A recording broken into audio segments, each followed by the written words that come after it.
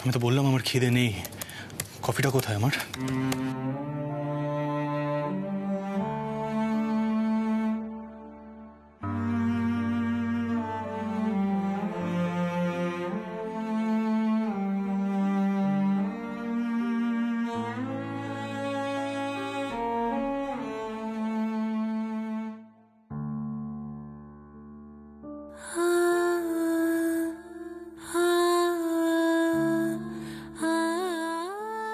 আমি জানি দাদু নাতির এত কাজ যে খাবার সময় নেই, খিদেও নেই,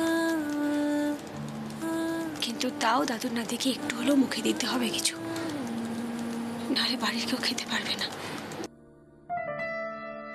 দাদু নাতি কাজ করুক না, মিঠাই খাইয়ে দিচ্ছে। কি আমি দুবার করে হাত ধুয়ে এসেছি, ভয়েরও কিছু নেই, শুধু একটু মাঝে মাঝে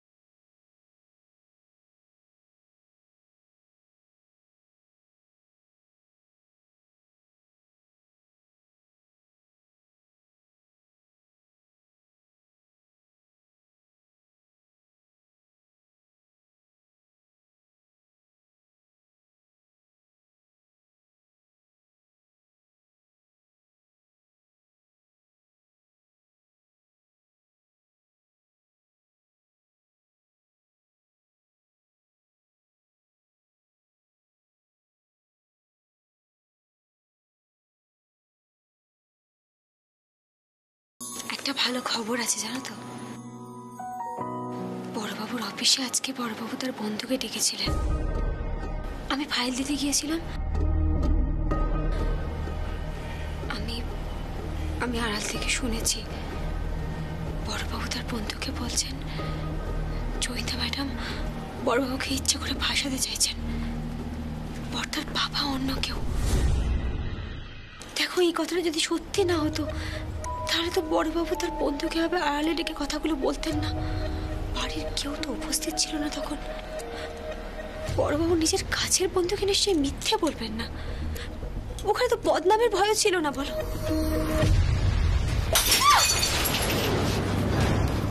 আমি তোমাকে কি বলেছিলাম? কি বলেছিলাম? আমি তোমাকে বলেছিলাম বড় বাবুর হয়ে আমার সামনে ওকালতি করতে আসবে না। তাও তোমার এত বড় সাহস হয় কি করে? তুমি ওনাকে ডিফেন্ড করে আমার সামনে কথা বলছো? হ্যাঁ,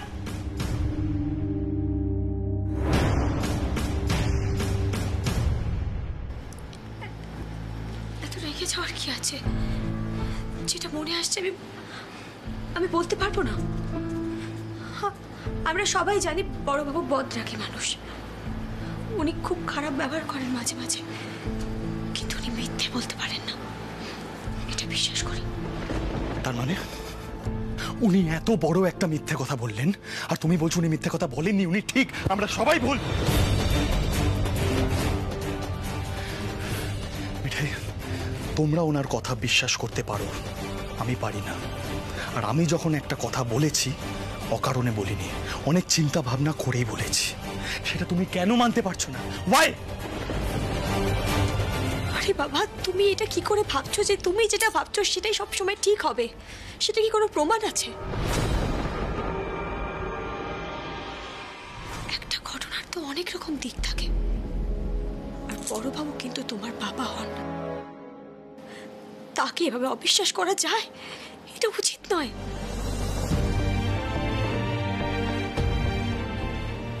তুমি তুমি একবার মাথা ঠান্ডা করে ভেবে দেখো বড়বাবু। সাপ সাপ বিষয়ে আর একটা কথা বলবেন আমার সামনে, আর একটা কথা না। আমি সবটা বুঝে গেছি। এই বাড়ির বড়বাবু সারাটা জীবন আমার মায়ের সঙ্গে দুর্ব্যবহার করতেন। আমি এই অবিশ্বাস, এই অসম্মানের জন্য বিয়ের কনসেপ্টটাতে আমি বিশ্বাস করতাম না। আর আজ আমি সেম সাফোকেশনটা ফিল করতে আরম্ভ করেছি।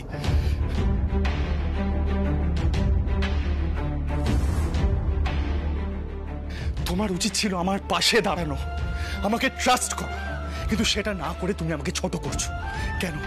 Why? আমি তোমাকে ছোট করছি, অবিশ্বাস করছি। আরে আমি যদি তোমায় অবিশ্বাস করতাম তাহলে যেদিন দিদিমণি এসে তোমার নামে মিথ্যে বলছিল, বদনাম করছিল, সেদিন তোমার পাশে দাঁড়াতাম না। আমি শুধু তোমাকে এটা বলতে চাইছি, দিদিমণি ঠিক যেভাবে তোমায় বদনাম করার চেষ্টা করছিল সেভাবে হয়তো অন্য কেউ বড় বাবুকে বদনাম করার চেষ্টা করছে। তার মানে তুমি আমাকে বড় বাবুর মতো ভাবছো? ফাইন, দিস ইজ ইট দেন। এত কিছু করার পরেও আমি এই ট্যাগটা ডিজার্ভ করলাম। এইসব শোনার জন্য আমি বিয়েটা মেনে নিলাম। খুব বড় ভুল করেছি আমি, খুব বড় ভুল। আমার কথা যদি তুমি এই মানে বের করো তাহলে তো আর কিছু বলার নেই। তোমার যদি মনে হয় তুমি ভুল করেছো, শুধরে নিও। আবার কোথায় শৈশবত করতে হবে বলো, মিটাই করে দেবে।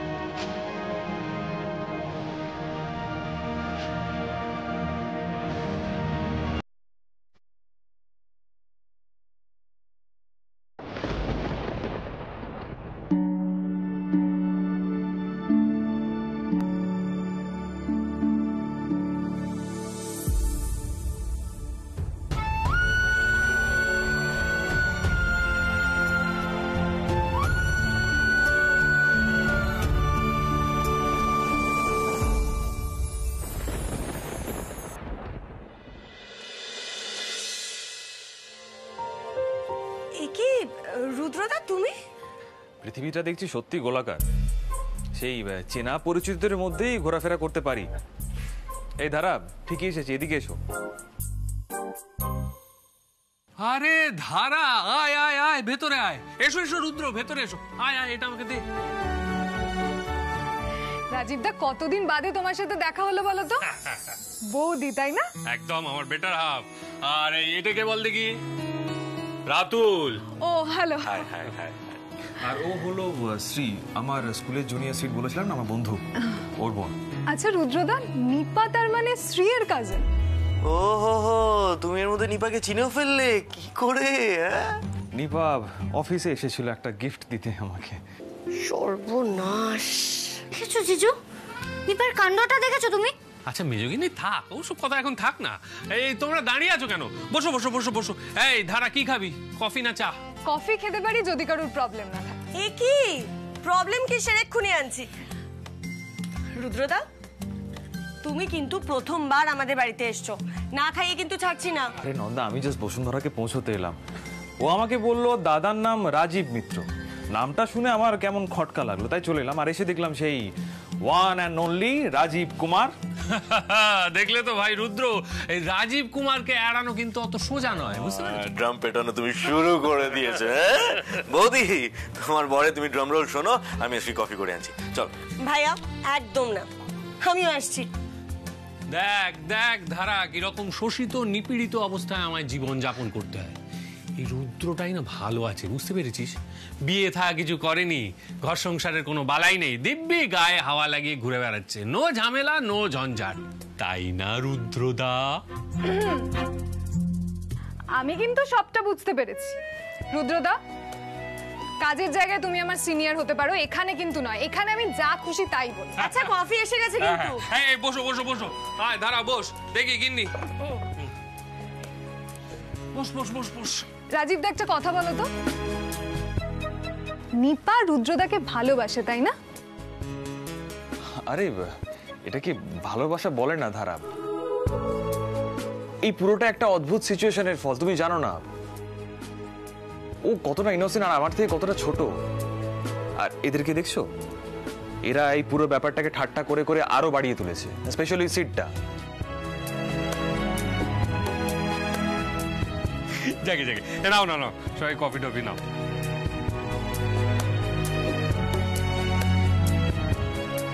শ্রী, একটা জিনিস ভালো করে নোটিস করছো?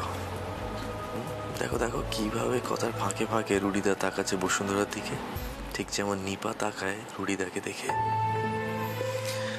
আমার কিন্তু এবার সত্যি খারাপ লাগছে মেয়েটার জন্য।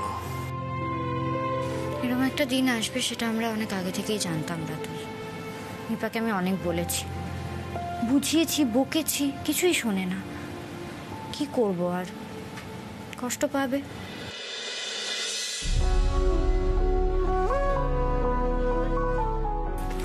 যাবে না, যাবে না মিঠাই ওই ঘরে, এখানেই শুয়ে থাকবে। শীতমা দিদির ঘরে শোয়া যেত, কিন্তু বাড়ির সবাই দেখলে 10টা প্রশ্ন করবে। সবাই তো আর উচ্চ বাবুর মতো খ্যাচ খেচে নয়, রেগে গেলে জানোই তাই বলে দেবে। হ্যাঁ, রেগে গেলে কি বলে না বলে মাথা ঠিক থাকে না তার। কেন কেন মিঠাই সহ্য করবে এসব গোপাল? কেন সহ্য করবে? মিঠাইকে বলেছিল বিয়েটা মেনে নিতে। ননসেন্স।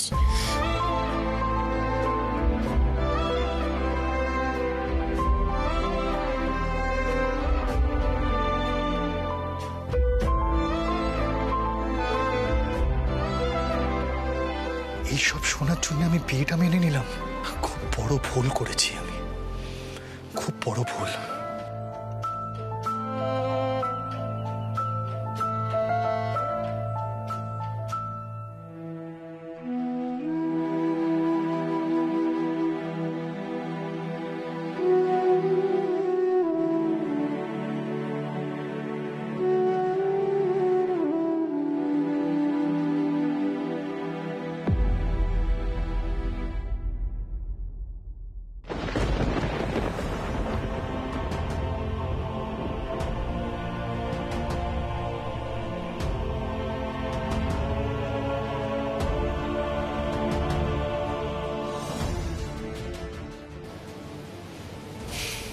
ঘরে ফেরার সময় হলো না ওনার।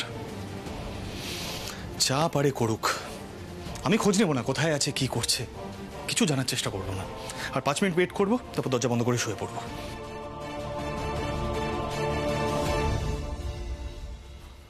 দাদু ভাই, আমি জানতে চাই মিঠাই কেন বাড়ির ছাদে শুয়ে আছে? মানে ও ও ছাদে শুয়েছে? তাই তোমার বৌমার কিন্তু বড্ড সাহস বেড়ে গেছে। অকারণে আমার সাথে ঝগড়া করলো, আমাকে যাচ্ছা তাই শোনালো। শোনো দাদু ভাই, তোমাদের স্বামী স্ত্রীর মধ্যে কি হয়েছে না হয়েছে তা আমি জানি না, আমি জানতেও চাই না। তবে একটা কথা আমি তোমায় বলে রাখি, আমার বাড়ির বউরা কিন্তু আমার জন্য লক্ষ্মী। আমার ঘরের লক্ষ্মী বাড়ির ছাদে শুয়ে থাকবে, এটা আমি কিছুতেই মেনে নেব। তুমি কি বলতে চাইছো দাদাই? এই ছাদে শোয়ার ড্রামাটা আমি ওকে করতে বলেছি? শোনো দাদু ভাই, তোমার গলার আওয়াজ বাড়ির সবাই পেয়েছে।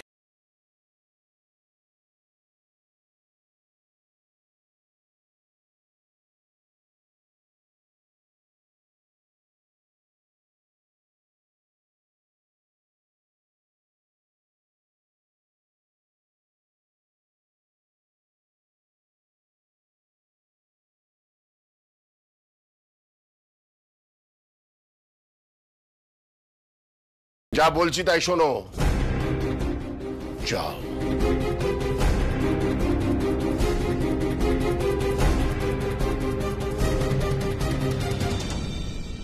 ইচ্ছে করে তাদের সামনে ড্রামাগুলো করে।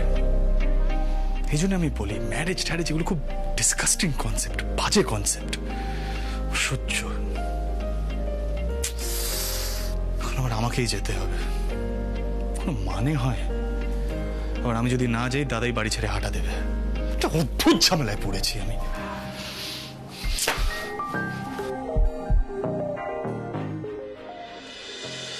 স্টুপিড ড্রামাটা আর কতক্ষণ চলবে? ইচ্ছে করে দাদার সামনে এই স্টুপিড ড্রামাগুলো করো না? জানো সে ঘুরে ফিরে দাদাই আমাকেই বলবে তোমাকে ঘরে ফিরিয়ে নিয়ে যেতে, তাই? দাদু দাদু দেখেছে? আমি তো কাউকে বুঝতে দেবো না বলে এখানে এসে শুয়েছিলাম, নাহলে তো তোমাদের ঘর ফাঁকাই ছিল শোয়ার জন্য। জামা করার হলে মিঠাই ওখানে শুতো, তারপর সবাই এসে জিজ্ঞাসা করতো কেন শুয়েছি, কি হয়েছে। কিন্তু না, একজন তো সেটা চোখেই পড়বে না, সে তো সবসময় ভাবে মিঠাই তাকে ছোট করার জন্যই বসে আছে। হয়ে গেছে সব কথাবার্তা শেষ, এবারে ঘরে চলো, নাহলে সবাই ওপরে চলে আসবে। শোনো মিঠাই, সবার মন মেজাজ ঠিক নেই কিন্তু, হ্যাঁ বোঝার চেষ্টা করো। আমি ঘরে যাব না। হোয়াট? কাম अगेन, আরেকবার বলো। আমি বলতে চাইছি যে আমি দাদু নাতিকে বিরক্ত করতে চাই না, আমি তাই ঘরে যাব না। আর একটা কথা বললে কিন্তু চ্যাং দোলা করে ঘরে নিয়ে যাবো। ভালো কথায় যাবে না উঠিয়ে নিয়ে যাবো, চুজ ওয়ান।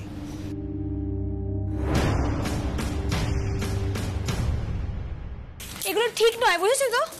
দাদু নাতিকে কেউ কখনো জোর করতে পারবে না, দাদু নাতি সবসময় সবার উপর জোর খাটিয়ে যাবে, এগুলো কিন্তু হবে না, বলে দিলাম আমি।